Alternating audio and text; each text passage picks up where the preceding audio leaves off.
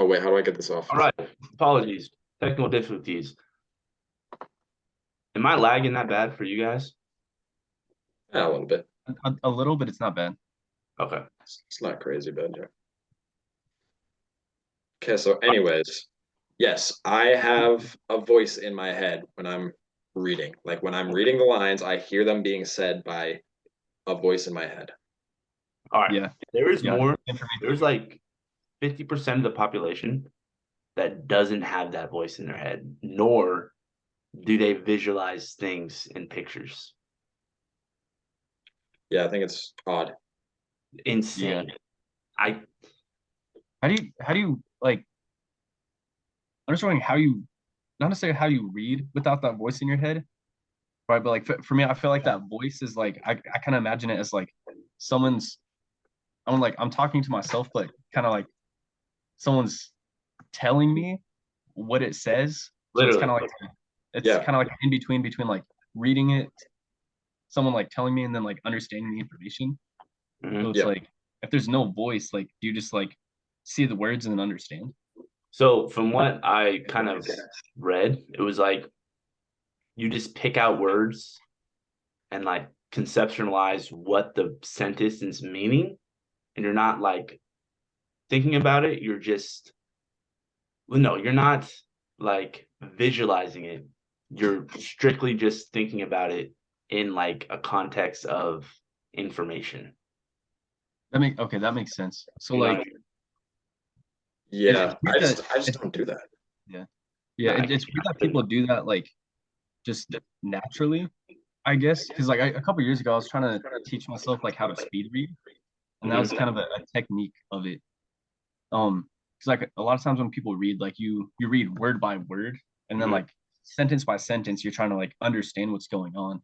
But it's like Mhm. the idea is your brain can retain and kind of comprehend more than like the speed of your eyes is going, right? So it's like one of the techniques was kind of drag your finger under the sentences, but just like stupid fast, right? Like Mhm. not the speed you're reading it, just like just fast. Um, just kind of like so your brain will pick all of it up even without you like thinking that your brain is picking it up, like it's picking it up. And then like kind of once you get better at it, instead of reading every word, you can start to read like every other word or every couple words. Then once you get even better, you can read like every couple words in one sentence while looking at the next sentence. And then you can like kind of pick out two sentences at a time. And then like by the end of the page, you have enough information to form a picture of what it said. Jesus Christ. Yeah. Yeah, no, I don't think I can do that. That's weird. Dude, I've got like Whenever I'm reading something, it's literally like there's a movie playing in my head. Like I'm like reading Yeah. it and then I'm a mad like so say it's like a fictional movie or fictional book. I'm literally creating like a movie in my head of like what everything is like looking at. If it's like Mhm. if it's like a nonfiction, like say it's like a textbook, I'm literally thinking about I'm like implying it to a real world situation that I'm creating in my head. If that do you makes Yeah. sense. retain a lot of the stuff that you read? Like what like when you do it that way and you like When relate it or what? like tell yourself a story in your head, like do you retain a lot of the stuff that you read? Like if you read like a couple pages of a book one day, like the next day would you remember it? Yeah. Yeah. For the most part, yeah. But it's But kind of cool. It's I feel like like that's what allows me to like retain it easier is because I'm creating it like as an image. yeah, Like yeah. So I can remember like the sight of something better than I can remember the thought of something. You know what I mean? yeah. yeah, So it's like that makes sense. you know how like sometimes you have an idea and you're like, fuck, Mhm. what was that idea? Like because you'd have a split second idea or like a split second thought, but then like if you see if you turn that idea into like a scenario, I feel like it's harder to forget. Or if you turn it into something that you can like visualize, it's harder to forget. That's what I always try to do. Yeah. So honestly, like recently we started learning about memory, and Mhm. that's like absolutely a thing that So crazy. makes you remember. Like so when we're talking about or when we're learning about memory, like you have a couple of different types of memory. Like obviously you have the short and long term, but you kind of have like things in between. And then long-term memory kind of has like its own subset of things, right? But kind of doing what you're doing, like where you like read something or see something and then you connect it to something else that's meaningful. There's kind of like two things that it's kind of called. So one, it's called like semantic encoding, which like by definition is just like relating and encoding new information and connecting it to like pre-existing information. And then another thing is called it's a technique of kind of converting new information into long-term memory, and I think it's called like mnemonics or something like that. Okay. But it kind of what it's doing. Obviously, I mean like obviously you're connecting all that like new information to something that like you already know or some like kind of eventful storyline. But by like kind of what's happening that's making it like more memorable or like where you remember it is you're forming like more connections between like your neurons and shit in your brain. It's like the more connections there are, the more likely like that memory is going to be stored in your long term and you're gonna remember it for a longer period of time. But there's actually like a was it there's like an actual like I don't want to say physical but like structural kind of change in like your long term memory. Like when you develop those connections, like you're strengthening the connections while you're like you're like adding more connections between those neurons. You're also strengthening them, but there's also a change in the what do they call it? Like the receivers, I guess, between them. Um, yeah, I think the receivers, but basically it makes them more sensitive. So anytime that you like you're trying to remember it, or there's kind of like something that triggers it, it's because like those. I'm pretty sure it's because like those receivers are just like that much more sensitive to that thought or to that memory. So you just remember it. Yeah. Yeah. Yeah, I Kind don't of know. crazy. I feel like I've just always done that. Like just and that's on like everything with my memory. Like not just like trying to retain information, but just like if something is like a thought or I'm learning something, I always put it into like a visual Like a box. aspect. Huh? Oh, Yeah, I oh, always put it into like that's a like a visual box. aspect. Like when I'm trying to learn combos, like say I'm learning a new combo, right? And I really want to stick it, like I imagine myself doing the combo. Like I don't imagine, okay, so like 1, 2, 3. I imagine myself hitting someone like 1, 2, 3. And then so when every time like so say like I'm like sparring and my coach goes, like we have like code words for stuff, like what the combos he wants me to do. And so he'll say the code word and like instead of thinking just of the numbers 1, 2, 3, I visualize myself doing the combo and then I do the combo. It's weird. Yeah. That's That was something with wrestling that I didn't start doing until like after I was like out of high school. Like obviously like if I heard something and I got told like I knew what the move was, but I never and I think this is because I was new to like sport and competition. I didn't really quite understand it yet. Was to like visualizing yourself do it. Yeah. And like once I was doing that, like I was getting a lot better. Like when I was doing like club in college and everything, I was improving a lot. I think it helps a lot, like tremendously, because there were like my freshman year of college when I tore my meniscus and I was couldn't wrestle all season. I wrestled like early and then I had like one competition and then I tore my meniscus. I didn't wrestle until I had came back that second season or that second year at Central, but I improved tremendously just because like that entire year I was just watching wrestling and thinking about myself doing moves and stuff. And then so when I got back like on the mat, it felt like I had done them before. Like Yeah. I have seen myself do it before, and so it didn't feel as foreign to me because I like over the course of 9 months or whatever, a year almost, I was just constantly envisioning myself doing that. Mm-hmm. And so I think that's how I was able to make jumps pretty quick. that's what's kind of cool. No, it's Like, amazing. yeah, no, like it really fucking is.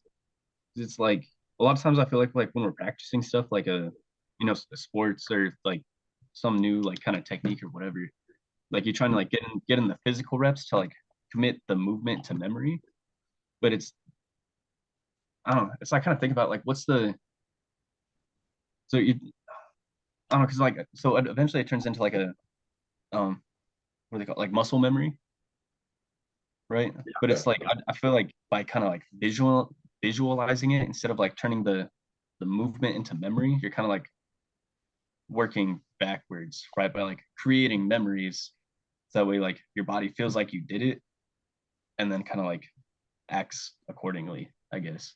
Yeah, because it's like Yeah. it's almost like tricking your brain to thinking that it's muscle memory by having the image of it in your head. Like, say we're talking about obviously like movement, not like other things, but like if you like tell you, that's why they say like visualize yourself doing like, and then a lot of the sports, I think that's why they say like visualize yourself doing it because then it like contributes to muscle memory. Like you're already thinking about it, you're already doing it, you're already like, so it's like that process of doing it yourself, but you're already like you're tricking your mind into thinking, oh, I'm doing this, I'm doing this, I'm doing this, I'm already doing this, and so it's like, yeah, that's interesting. Yeah. Except for me, something I want to know what you think about this. Hmm. You guys think about this is what for me most of the time when I'm visualizing it, I visualize it from a third person perspective. Mm-hmm. Yeah, me Watching too. watching myself as it like as if I was watching myself do it to someone. Yeah. I think it's really hard for me to envision it in a first person perspective. I can do it, but it takes a lot more effort. And that's with like anything. Like when I think about myself like doing like MMA or like jujitsu, wrestling, whatever, like I always envision it as if I'm watching myself do it. And I think that's the reason for that is when you get demonstrated it, you're watching someone else do it. And so when you think about doing it and what it would look like, you're envisioning what you kind of were shown or what you think it should look like, but you're just in replacing whoever you saw do it or whatever with yourself.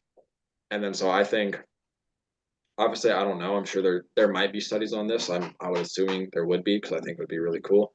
Is if it makes a difference in if you visualize it in first person or third person. Because I feel like I, first person yeah, I bet would you'd be be better at yeah, first. because yeah, because and that's so like I try to do. I've been trying to do like more of that, but at the same time, like it's hard. Like I said, for me, that's hard, a lot harder to do than just like visualizing it myself in third person, Yeah. especially with something that I've never I don't done think I've before. I don't Like think it's I've So ever visualized anything that way before. Like third person. it's really always first person. Yeah. And anytime I think about anything, it's like first person, like I'm doing it. Hmm. interesting. Like it's from your point of view. Yeah, like if I was like to visualize myself like doing a duck under like an ankle pick or whatever, like I'm Mhm.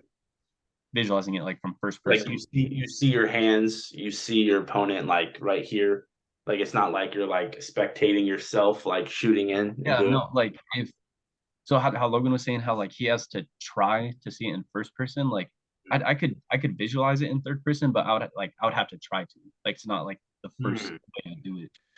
But Then if I like wonder if it like if it's just person to person then or if one would be better than the other. I really truly I think don't know, that first person would be better because that's what's really gonna happen. when you're visualizing it, do you feel it too? Not like actually like feel it, but like do you imagine the feeling of the motion and like the feeling of your knee hit the mat? I can, yeah. I don't always because like I said, I'm Oh, mostly in third person. But when I'm thinking about it in first person, I'm like trying to take that into account. yeah. But I think I don't know, it might be I wonder if it's dependent upon the person as to like how you visualize yourself doing something, whether it is more beneficial like person to person. Because like if you all I don't know.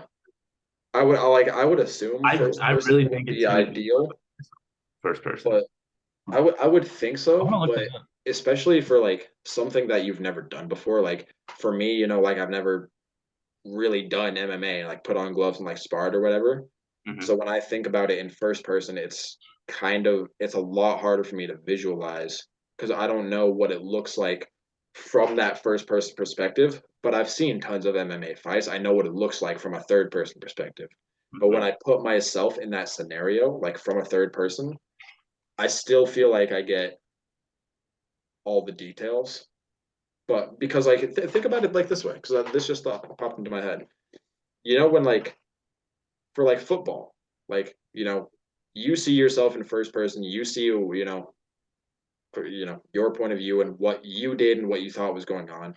But then we'd go back to film room on Friday or whatever, Monday, whatever, and we'd see the overhead view, and you get that third person perspective view of like something you didn't notice, something that you couldn't see because of your first person. Yeah.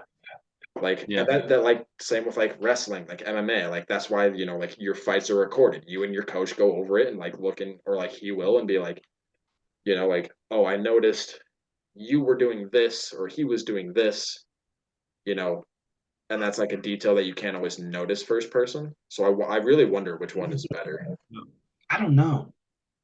I don't because I all right. So kind of another thought to add on to that, right? So you're saying like when you watch film, right, and you're like whether it's football or fighting, you're you're watching film for the technique to see the things that you don't notice, right? But it's like normally looking for like parts of the technique that like you did bad or like you did wrong or like something that could be improved. But it's like while you're from like a I don't know if you're like visualizing it from like a first person perspective or even a third person perspective, like you're not visualizing like that error, you know? Well, no, I don't think you should. Yeah, I mean, I wouldn't Yeah, like assume you would be visualizing the yeah, errors, but I'm just saying, like, I think the third person point of view, not for like visualization, but in terms of review, you can oftentimes see more errors than you can from a first person. So I wonder if visualizing it from a third person helps you to kind of really see how it should be done. You know what I'm saying? yeah, I don't think, but yeah. So to like to convert that to muscle memory, I think you need to do it in first person. Like when I I think don't, I about don't, I don't think so because I think like if you're watching yourself, like if you're visualizing, if you still see yourself doing it, because when I visualize it in third person, I can still like if I'm watching myself do something, I can still kind of feel that like motion or whatever, like how David used the example of a duck under. If I visualize myself third person hitting a duck under on someone, I can still kind of sense and feel how that would be pretty much the same way as if when I visualize it first person. hmm, huh, I'm really trying to like break down how I think about stuff. Like when I think about striking, it's mostly third person. When I think about grappling, it's mostly first person.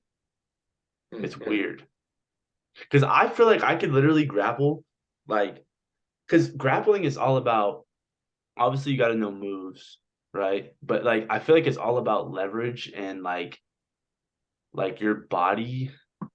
Oh man, like understanding, like I don't even know how to fucking describe this. Like understanding the motion of what's happening. Like being able to feel like, oh, I'm gonna like, I feel pressure this way, so I can go this way. Or I feel like I feel too high, okay, I need to sink back. Or I feel that I have a grip, I feel that it's getting loose, okay, I need to transition. I need to like so it's very like situational and I feel like since we've like been doing like wrestling all that stuff, it's like second nature to understand that without thinking about it. Like grappling comes very easily because I don't have to Yeah. think whatsoever. Like I can just go in there with a blank mind and feel pressure on my body, and I can like I know Yeah, what I yeah, and you kind of know how to react to it already. exactly like striking is like I've only been doing it for what 7.5 months now? No, 8 months now. And so it's like I'm still learning. Like I have to think the whole time. It's not like I can just flow and just like oh boom boom or he's gonna hit me with a deep body shot boom uppercut. Like I have to think about it. Like okay hit me here I have to hit him here or always open there I gotta go here. Or but as soon as like in the fight like as soon as I got touched like as soon as like we became like entangled in grappling like my whole mind just went, oh, I know what to do here. Boom, threw him over, started beating the shit out of him. Like it wasn't like it's weird. So so I think that the first person point of view is like the best way to think about it. I don't know why, because that's what I feel like you're doing your most comfortable. Yeah, I mean, it could be. In my mind. I don't know. Yeah, and that's why I was saying like it could vary person to person, and it also I think one might possibly benefit in terms of like doing the motion. Like Mhm. it could be much more beneficial to, you know, visualize it first person or yeah, first person. And then when you're like for like a coach, like be analyzing it and being like analytical about the movement or the technique, it might be better to visualize it third person. And that's one of the things is to where like I wonder if because like I've always felt like I've known more about like wrestling than I've been able to apply, and I wonder if that has to do with me like visualizing everything third person.